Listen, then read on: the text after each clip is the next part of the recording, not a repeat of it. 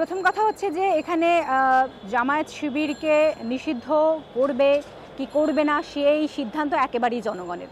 যেহেতু এখানে রাজনৈতিক সংগঠনগুলো জনগণের হয়ে কাজ করে, ফলে জনগণই নির্ধারিত করবে তারা কোন রাজনীতিকে এখানে চায় আর কোন রাজনীতিকে চায় না। ফলে রাষ্ট্রের এখানে কোনো এখতিয়ার নেই যে কাউকে এখানে তারা নিষিদ্ধ করবে।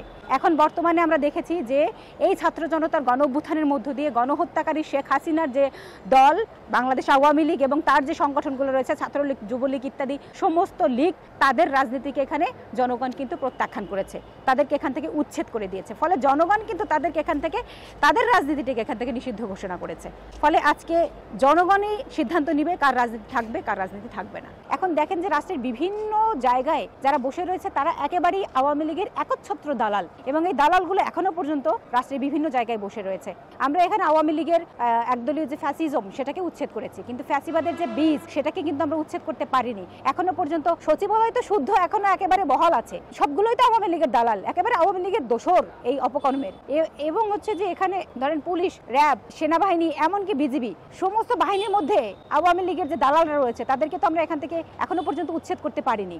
নানান প্রতিষ্ঠানে আওয়ামী লীগের দালালরা বসে আছে, তাদেরকে উচ্ছেদ করতে পারিনি। ফলে এদেরকে পদত্যাগ করতে হবে, এদেরকে এখান থেকে উচ্ছেদ করতে হবে। শুধুমাত্র শেখ হাসিনা পালিয়েছে কিংবা যে সালমান এফ রহমান এই যে ধরা খেয়েছে, তার সঙ্গে ছিল সাবেক আইনমন্ত্রী আনিসুল হক, তারাও এই দুইজন যে ধরা খেলো, পরে পলক ধরা খেয়েছে, আরো অনেককে দেখেছি যে তাদেরকে গ্রেফতার করা হয়েছে।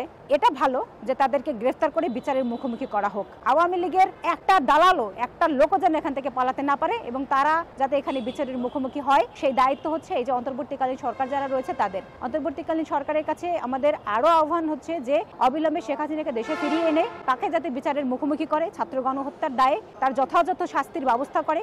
এবং আরো বিষয় হচ্ছে যে এই যে সচিবালয়ে, তারপরে হচ্ছে যে রাষ্ট্রের বিভিন্ন প্রতিষ্ঠানে যে আওয়ামী লীগের দালালগুলো বসে রয়েছে তাদেরকে এখান থেকে পদত্যাগে বাধ্য করে। আপনারা জানেন যে কয়েকদিন আগে প্রধান বিচারপতির পদত্যাগের জন্য আমরা দাঁড়িয়েছিলাম এখানে, সে পদত্যাগ করেছে, কিন্তু এখনো পর্যন্ত দালাল বিচারকরা তাদের পদে বহাল রয়েছে। ফলে তাদেরকেও এখান থেকে এই চাকরিচ্যুত করতে হবে। জনগণের বিরুদ্ধে যারাই থেকেছে তাদেরকে এখান থেকে তাদের পদ কেড়ে নিতে হবে।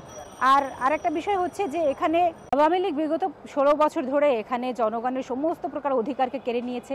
তারা এখানে মানুষকে গুম করেছে, খুন করেছে, ক্রস ফায়ারের নামে হত্যা করেছে, নানাবিধ অপকর্ম তারা করেছে। এহেন কোনো কাজ নেই, মানে অপকর্ম নেই যে তারা এখানে সংগঠিত করেনি।